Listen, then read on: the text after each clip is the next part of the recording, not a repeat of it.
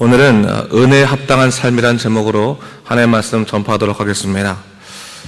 사도 바울이 예수 그리스도의 십자가 사랑을 말하면서 이를 가리키는 말이 바로 은혜라는 말을 사용합니다. 은혜는 그 뜻으로는 값을 치러낼 수 없는 하나님의 선물을 말하는 것입니다. 아무리 사람이 노력한다 하더라도 값을 치러낼 수 없는 것이 바로 은혜인 것입니다. 그러기에 정말 은혜를 경험한 사람은 하나님에 대한 감사를 놓칠 수 없는 것입니다. 평생 자기 인생 다 바친다 해도 하나님의 은혜 갚을 수 없고 그러기에 나를 주장할 수 없다라고 생각할 수 있는 것, 그것이 바로 은혜 받은 자의 특징이라고 볼 수 있는 것입니다. 그런데 보면 적지 않은 그리스도인들이 입술로는 주님의 은혜라 말하지만 사실 그 삶에서 하나님의 은혜가 드러나지 못하는 것을 많이 보게 됩니다. 왜 그럴까요? 가장 우선적인 이유는 은혜라는 말을 영적으로 경험하지 않고 학습으로 경험하기 때문에 그렇습니다. 교회에 오면 은혜라는 말을 참 많이 씁니다. 그래서 웬만한 감사의 제목을 은혜 받았다라는 말로 바꾸어서 말하기도 합니다. 그래서 언젠가부터 감동을 받았다, 또 감사하다는 말을 은혜를 입었다는 말과 혼용해서 사용합니다. 하지만 여러분, 은혜라는 말은 감사 자체를 의미하는 것은 아닙니다. 은혜 입은 자들이 삶에서 드러나는 열매 중에 하나가 감사인 것이지 감사 자체가 은혜는 아닌 것입니다. 이 말은 뭐냐면 우리가 진정으로 은혜를 고백하게 되는 것은 사실은 자기 존재에 대해서 분명히 인식하고 하나님과의 관계 속에서 자기가 얼마만큼 놀라운 하나님의 은혜를 입은 자인가, 하나님의 놀라우신 사랑을 입은 자인가를 깨닫고 나서부터 그 은혜의 가치 속에서 행하게 되는 것들 중에 감사도 있고 또 거룩한 삶을 유지하는 것도 있고 여러 가지 모습들이 드러난다는 사실입니다. 사도 바울이요, 그의 서신서에서 은혜라는 말을 참 많이 사용하거든요.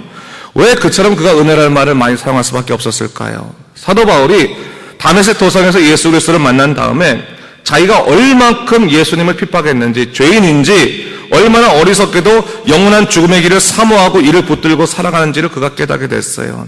그 다음에 그가 분명히 그 마음에 깨닫게 된 것이 있습니다. 예수님께서 나를 만나주시지 않았다면 나는 영원한 죽음의 것을 가장 소중히 여기며 살아갔을 텐데 옛사람의 자기 자신을 보니까 너무나 끔찍한 거예요. 그래서 예수 그리스도로 인해서 완전히 뒤바뀐 새로운 삶을 살게 하신 그 하나님의 역사를 생각하면서 야, 내가 스스로 깨달을 수 없었었는데 주님의 사랑이 내게 임했기 때문에 내가 이 영원한 죽음에서부터 건져질 수 있었다. 예수님으로부터 구원을 받았으니 이제부터는 나는 은혜에 대한 삶, 은혜를 나누는 삶을 살겠다라는 것으로 그의 삶이 뒤바뀌게 됐다는 거죠. 그래서 그가 은혜를 그렇게 고백하는 겁니다. 여러분, 예수님을 만나서 그분의 사랑을 깊이 깨닫게 되면 우리 심령 가운데에서부터 참 변화의 역사가 일어나게 됩니다. 이것은 어떠한 지식적인 가르침이 아니라 정말 주님과의 만남의 경험의 결과라 볼 수 있는 거예요. 오늘 사도 바울이 고린도 교회 교인을 향해서 한 가지를 권고합니다. 하나님의 은혜를 헛되이 받지 말라 이렇게 말하고 있는 거예요. 이 말은 고린도 교인들이 예수 그리스도의 십자가 사랑, 그 크신 은혜를 경험했음에도 불구하고 옛사람의 습관에서부터 벗어나오지 못하는 걸 보면서 그들에게 말하는 겁니다. 너희가 어찌 입술로는 은혜를 입었다라고 말하면서 그 예수님의 사랑으로 인한 변화가 삶에 일어나지 않느냐? 왜 예수님이 은혜 받은 자로서의 삶에 너희가 그 변화되는 그런 삶이 없느냐라는 것으로 그렇게 되는 것은 은혜를 헛되이 받는 것이다 라고 이야기한 것입니다. 사도 바울은요, 하나님으로부터 받은 은혜가 너무나 컸거든요. 그러다 보니까 그가 평생 이 세상의 삶에서 고통과 멸시를 받는다 하더라도 내 주 하나님께서 내게 주신 그 은혜에 비하면 아무것도 아니다. 그가 그것을 생각했어요. 그래서 그는 오히려 주님을 위해서 고난받는 것이 자랑스럽다. 그래서 오늘 이 본문에 보니까 내가 스스로 일꾼으로 자천하여서 그 고통과 고생을 내가 감수했다. 그것을 얘기하고 있는 겁니다. 여러분, 우리 여행지에 가서요, 놀러 가서 뭐 까바냐를 하나 예약해서 잠을 자는데 좀 자칫 잘못 생각해서 좀 좋지 않은 까바냐를 우리가 얻었다고 한번 생각해 보세요. 잠자리 가겠다. 그 잠자리 하루 잤다고 해서 우리가 절망하지 않습니다. 만족스럽지 않을 수는 있지만 내가 뭐 끝내고 나서 집에 돌아가면 편하게 잘 수 있을 텐데 라고 생각하면서 그 좋지 않은 잠자리 때문에 또 여러 가지 불편함 때문에 서러워하거나 고통받지 않아요. 근데 여러분, 우리 신앙에도 사실 마찬가지예요. 우리가 하나님께서 보내신 이 세상 삶을 살다 보면 만족스럽지 못하는 삶이 있을 수 있고 고통스러운 삶을 살 수 있다는 거예요. 그런 삶 자체가 우리에게도 얼마든지 올 수 있습니다. 그러나 그런 삶으로 인해서 절망하지 않을 것은 뭐예요?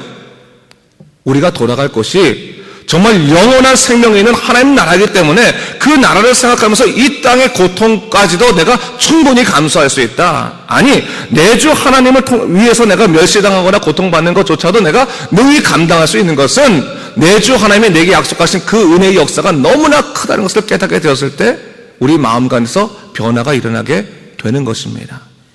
사도 바울이 바로 그것을 얘기하고 있는 거예요.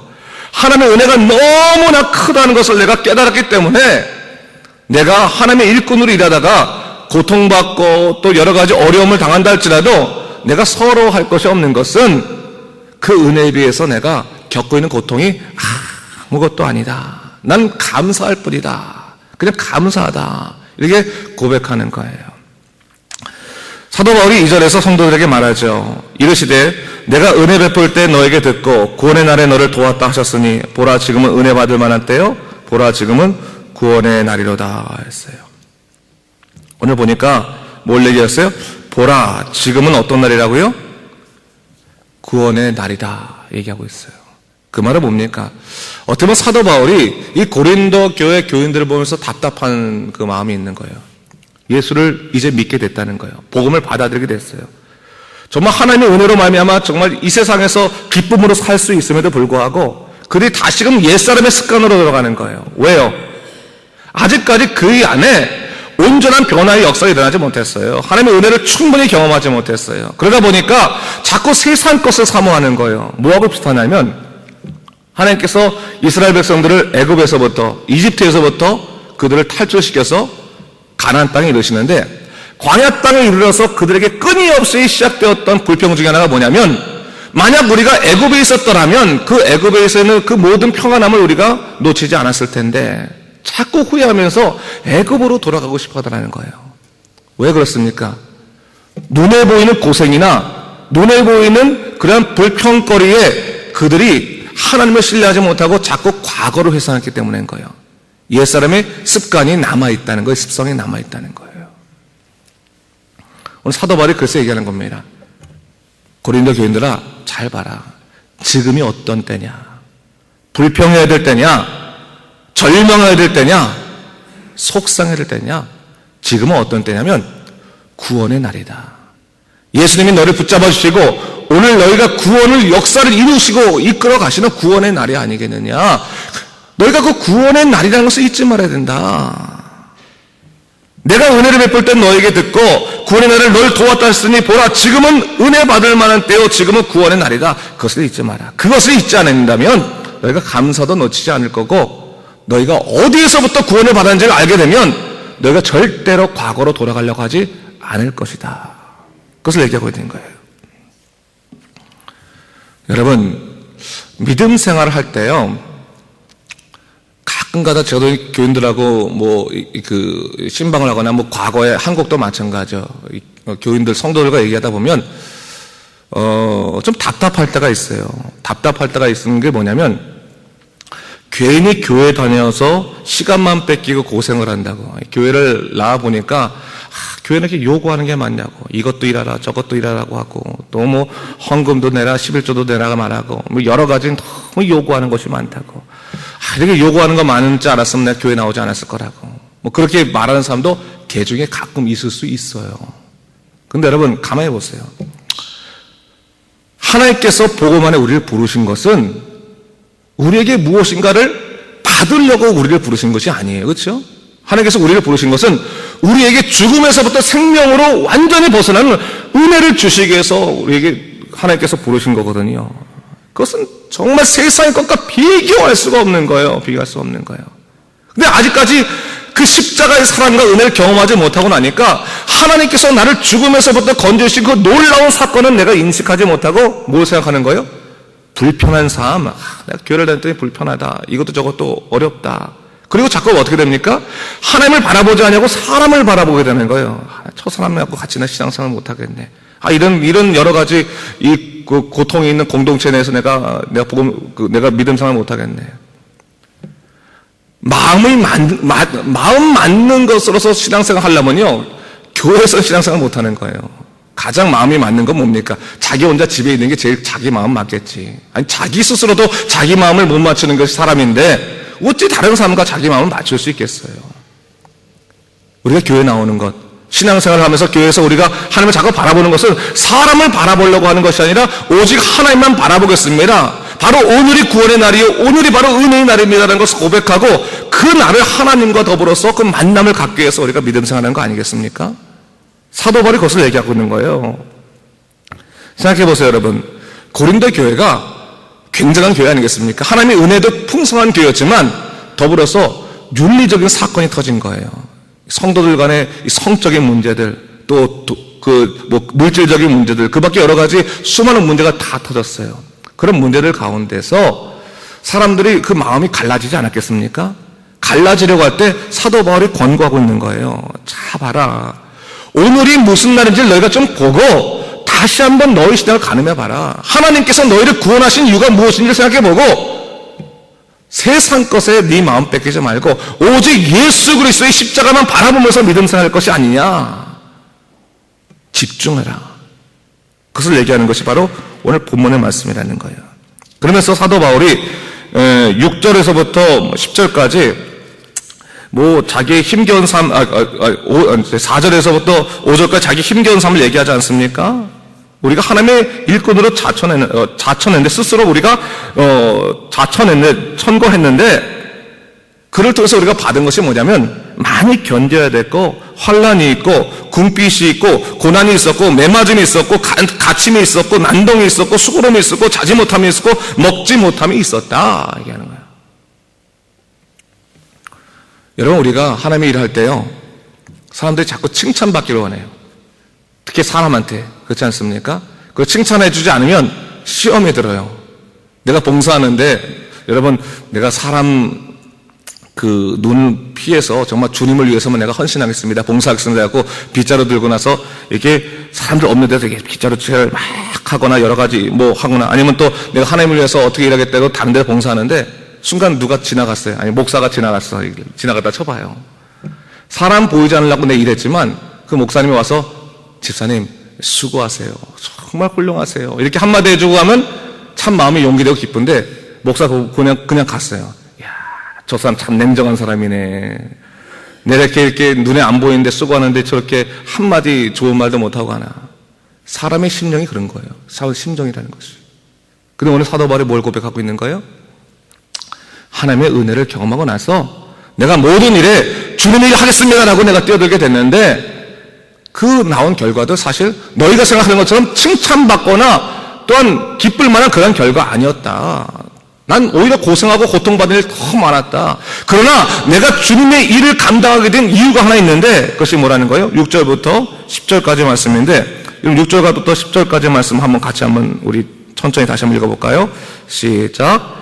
깨끗함과 지식과 오래 참음과 자비함과 성령의 감화와 거짓 없는 사랑과 진리의 말씀과 하나님의 능력으로 의의 무기를 좌우에 가지고 영광과 욕됨으로 그러했으며 악한 이름과 아름다운 이름으로 그러했느니라. 우리는 속이는 자 같으나 참되고 무명한 자 같으나 유명한 자요 죽은 자 같으나 보라 우리가 살아있고 징계를 받은 자 같으나 죽임을 당하지 아니하고 근심하는 자 같으나 항상 기뻐하고 가난한 자 같으나 많은 사람을 부유하게 하고 아무것도 없는 자 같으나 모든 것을 가진 자로다. 두 가지 상황을 동시에 얘기하는 거예요. 사람들이 좋아할 만한 상황과 또 사람들이 시험 들거나 싫어할 만한 상황 두 가지 다 얘기하는 거예요. 이 말은 뭐냐면 사도 바울은 내가 하나님의 은혜를 경험하고 하나님을 위해서 일하다 보니까 내게 좋은 일이 있든지 어려운 일이 있든지 그것은 다 하나님 안에서 유익하다라고 얘기하고 있는 거예요. 그 유익하게 된 배경이 뭡니까? 본 말씀 보니까 뭘 얘기하고 있어요? 6절 말씀 보니까 성령의 감화와 거짓 없는 사랑과 진리의 말씀과 하나님의 능력을 무기로 좌우에 가졌기 때문에 가능했다는 거예요. 여러분 믿음 생활의 역사 기적이 뭔지 아세요 여러분? 여러분 믿음 생활의 기적을 자꾸 여러분 물질의 기적으로 보면 안 되는 거예요. 물질의 역사도 있어요. 그러니까 없다는 게 아니야. 근데 그것이 우선이 아니에요. 믿음 생활의 역사의 첫 번째는 뭐냐면 하나님께서 우리에게 무기를 주시는데 옛사람이 가졌던 무기와 다른 무기를 주시다는 거예요. 여러분, 옛사람하고 살 때는 무기가 뭐겠습니까? 남들보다 돈이 많아야지 무기지, 그렇죠? 다른 사람들이 야, 당신 참 부자입니다, 참 장사 잘합니다, 그런 명예로운 거나 또 물질에 그런 걸 가져야지만 무기가 되는 거예요. 혹은 사람의 지식이나 혹은 여러 가지 방편들, 그렇죠? 노하우들, 그런 것이 무기가 될 수 있어요. 근데 사도 바울은 하나님의 은혜를 입은 다음에 자기 무기가 바뀌었어요. 뭐였다는 거예요? 성령의 감화. 매 순간 성령께서 오셔서 내 마음을 뒤바꿔 주시고 인도하시는 성령의 감화가 내 무기가 되었습니다. 내 삶의 무기가 되었습니다.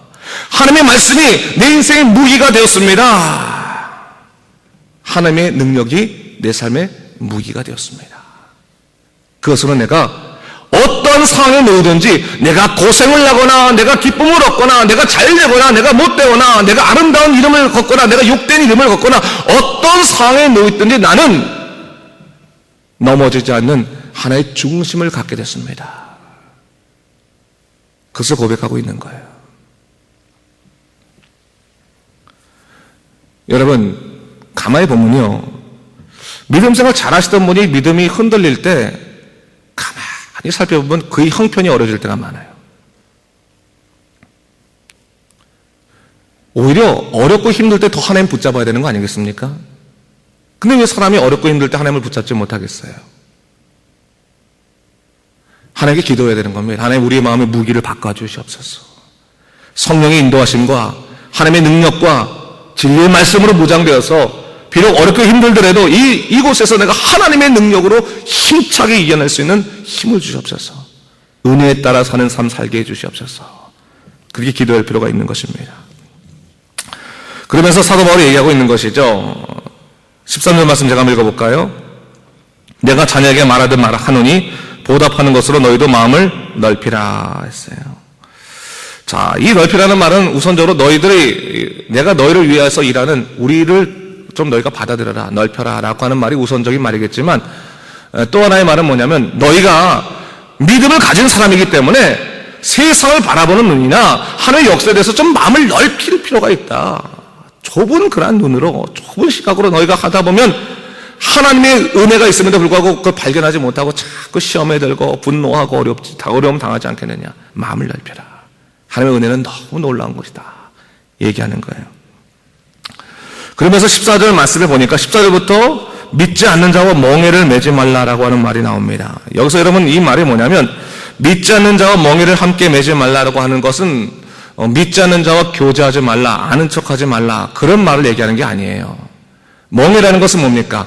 이 멍에라는 것은 오늘날 이 한국 사람들 중에서도 저희 세대는 아니고 저기 과거에 우리 어르신들 세대에는 좀 더 이해가 될 것 같은데, 이스라엘은요, 그 당시에 소를 소를 갖고 이제 농사를 짓는 거 아니겠습니까? 소를 할 때, 멍에를 지게 할 때, 그 멍에가 이렇게 두 개의 날개를 갖고 있어요, 날개를. 그래서 한쪽 멍에는 이쪽 소에다 메고, 한쪽 멍에는 이쪽 소에다 메고. 그것도, 그렇게 해서 밭을 일구는, 그러한 일들을 하게 합니다. 근데, 가만히 보게 되면 이것은 뭐냐면 같은 방향으로 갈 수밖에 없는 거예요. 같은 멍에를 치면 같은 방향으로, 같은 방식으로 살 수밖에 없는 겁니다. 뭘 얘기하고 있는 거냐면 사도 바울이 너희가 예수를 믿었다고 하는데 왜 이전에 옛사람의 습성과 옛사람의 방법대로 똑같이 살아갔느냐? 하나님의 은혜를 입었다면 다른 방식으로 살아야 할 것이 아니냐. 여러분, 잘 보세요. 우리가 믿음의 사람으로 살았다면 세상 사람들이 절망한 일에 똑같이 절망해서는 안 되는 거예요. 그렇죠? 세상 사람들이 분노할 일에 똑같이 분노하면 안 되는 거예요. 세상 사람들이 결정한 일에 똑같이 결정하면 안 되는 거예요. 하나님의 믿음이 있는 사람이기 때문에 다른 결정이 있을 수 있고 다른 삶이 있을 수밖에 없는 거예요. 은혜를 경험한 사람들은 세상 사람과는 뭔가 다른 선택 가운데 다른 방향을 갈 수밖에 없어요. 왜? 세상은 죽음을 향해 가지만 우리는 영생을 향해 가기 때문에 다른 방향을 갈 수밖에 없는 것입니다. 그렇기 때문에 뭐예요? 멍에를 벗으라는 거예요. 다른 방식으로 살아라. 삶에서 도덕적인 윤리적인 그런 변화를 일으켜라 라는 그런 말만 의미하는 것이 아니라 삶의 방식 자체를 바꾸라는 거예요. 너희가 믿음의 사람일진데, 하나님의 성전일진데, 은혜의 성전일진데 어떻게 세상과 똑같은 방식으로 살아가면서 믿음의 사람이라고 너희 자신을 주장할 수 있겠느냐? 다른 방식으로 살아갈 것이 아니냐라는 것을 주장하고 있어요. 이 말은 고린도 교회에게 심각한 하나의 질문을 하는 것과 똑같은 거예요. 너희가 예수를 믿어서 너희 삶 속에 다른 결정이 일어나는 것이 무엇이냐라는 것을 얘기하고 있어요. 여러분 사업을 하시면서요, 혹은 여러분 여러 가지 일상생활을 하시면서 예수를 믿었기 때문에 내가 다른 선택이나 내 다른 길을 갈 수 있는 것이 무엇인지를 다시 한번 오늘 집에 가서, 아니면 오늘 그 가게에 가서 곰곰이 한번 따져보세요. 내가 예수를 믿었기 때문에 다른 것이 뭘까? 단순하게 교회 나와서 일상적으로 하는 그런 신앙생활 말고 내가 삶의 모든 자리에서 예수를 믿었기 때문에 내가 바뀌어진 삶이 무엇일까? 한번 곰곰이 생각해 봐야 되는 거예요. 내 마음에서부터 우리 삶의 모든 부분까지 옛사람의 습성에서부터 벗어나고 옛사람의 삶의 방식에서 벗어났을 때 내가 달라진 삶이 무엇인가를 고민해보고 내가 멍에를 벗어야 되는 거구나. 내가 오직 주님이 원하시는 그 방향으로 주님과 더불어 가야 되는 거구나. 그것을 얘기하고 있는 것이죠. 자, 그래서 17절 말씀 보니까 너희는 그들 중에 나와서 따로 있으라. 부정한 것을 만지지 말라 얘기하고 있죠. 나오라는 거죠. 나오라. 따로 있어야 된다. 방식이 달라야 된다. 부정한 것 속에 너희들이 있어서는 안 된다. 부정한 것이란 건 뭐냐면 하나님께서 기뻐하지 아니하시는 것에 너희를 놔두지 말라. 좀 더 다른 말로 하면 너희가 하는 모든 것들이 하나님께 영광 돌릴 수 있을 것으로 바꿔놔라 라는 거예요. 영광 돌릴 수 없는 것으로 그냥 놔두지 말고 영광 돌릴 수 있는 것으로 다 바꿀 수 있는 삶이어야 된다. 여러분, 우리의 언어, 우리의 삶, 행동, 우리의 선택, 우리의 심령 다 주님을 위해서 따로 구별되어야 되는 겁니다. 구별되어야 되는 거예요. 오늘 다시 한번 말씀을 생각하면서 19절 한번 말씀, 7장 1절 말씀 읽고요. 7장 1절 말씀 함께 더불어 읽겠습니다. 시작. 그런즉 사랑하는 자들아, 이 약속을 가진 우리는 하나님을 두려워하는 가운데서 거룩함을 온전히 이루어 육과 영의 온갖 더러운 것에서 자신을 깨끗하게 하자. 결론이죠. 결론이 뭡니까? 첫 번째 뭐 얘기했어요? 너는 약속을 가졌다. 구원의 약속을 가진 거죠. 여러분, 세상의 약속 너무 사모하지 마십시오. 구원의 약속 가는 게 최고입니다. 예수 믿어서 우리 하늘나라 백성 됐다는 게 최고의 약속이고, 또 하나 뭡니까? 그러므로 하나님의 약속 가진 자들은 하나님을 두려워할 줄 알아야 되는 겁니다. 하나님을 두려워할 줄 아는 두 번째 마음이 있어야 되고, 그런 가운데서 어떤 일이 있어야 된다는 겁니까? 거룩함을 온전히 이루라. 이 말은 뭐냐면 세상과 분리되라는 겁니다. 세상 방식대로 살지 말고 분리되라. 그래서 너희 육체나 영이나 온갖 더러운 것에서부터 너희 자신이 성결케 되라. 그리스도 안에서 깨끗하게 되라. 라고 하는 것을 얘기하고 있는 거예요. 다시 한번 말씀을 깊이 생각하면서 여러분들 돌아보기를, 나는 하나님의 은혜를 입은 자로서 은혜를 헛되이 받지 않는 그런 삶, 하나님의 은혜 가운데 누리는 삶을 살고 있는가를 생각해 보면서 하나님의 놀라신 역사를 여러분 삶에 이루십시오. 그 역사 가운데서 하나님의 놀라운 뜻들이 있을 것입니다. 이 믿음으로 사신 여러분 되시길 주님의 이름으로 축원합니다. 기도하겠습니다. 주님 감사합니다. 이 아침에 우리 말씀 보면서 다시 한번 하나님의 은혜를 헛되이 받지 말고 또 하나님의 은혜 가운데 사는 삶에 대해서 생각해 봤습니다. 주 하나님 아버지, 더욱더 주님 의지하고 믿음으로 살아가도록 주 이끌어주시고 인도하여 주시옵소서. 감사드리며 예수님 이름으로 기도드립니다. 아멘.